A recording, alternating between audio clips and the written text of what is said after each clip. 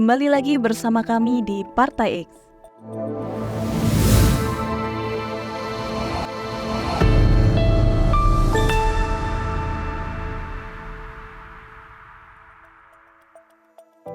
Sebelumnya, pemerintah telah mengumumkan akan membuka seleksi calon aparatur sipil negara (CASN) dengan 2,3 juta formasi pada 2024.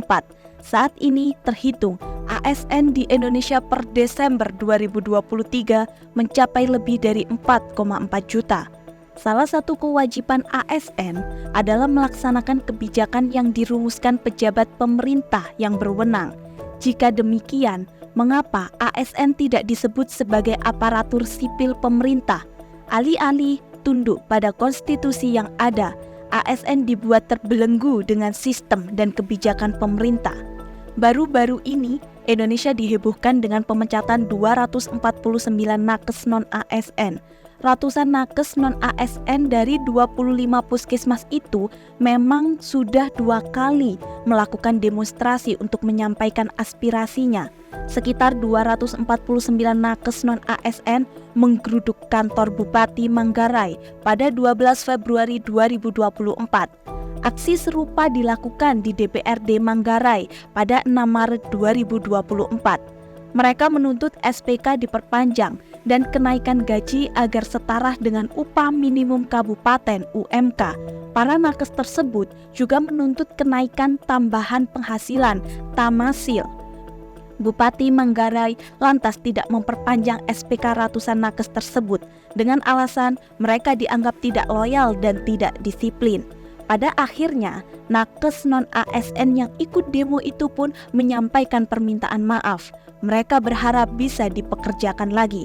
Melihat kondisi ini, jangankan non-ASN, ASN pun juga mengalami kekhawatiran apabila mereka menyuarakan aspirasinya, maka dapat dipindahkan sesuai kehendak hati pemimpin, sehingga mereka pun juga enggan mengambil resiko tersebut.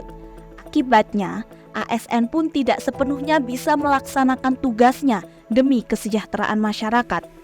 Ketakutan ini tak lain dan tak bukan adalah karena tidak ada pemisahan antara negara dengan pemerintah.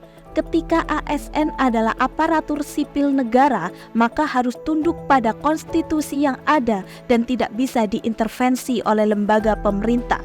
Mengingat pemerintah harus tunduk pada negara, bukan sebaliknya.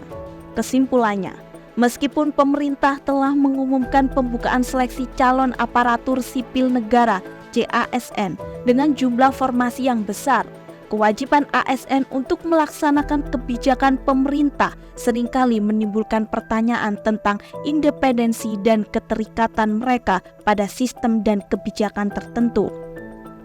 Kasus pemecatan nakes non-ASN di Manggarai juga menyoroti ketidakpastian dalam pengaturan status dan perlindungan bagi para tenaga kesehatan yang bukan ASN.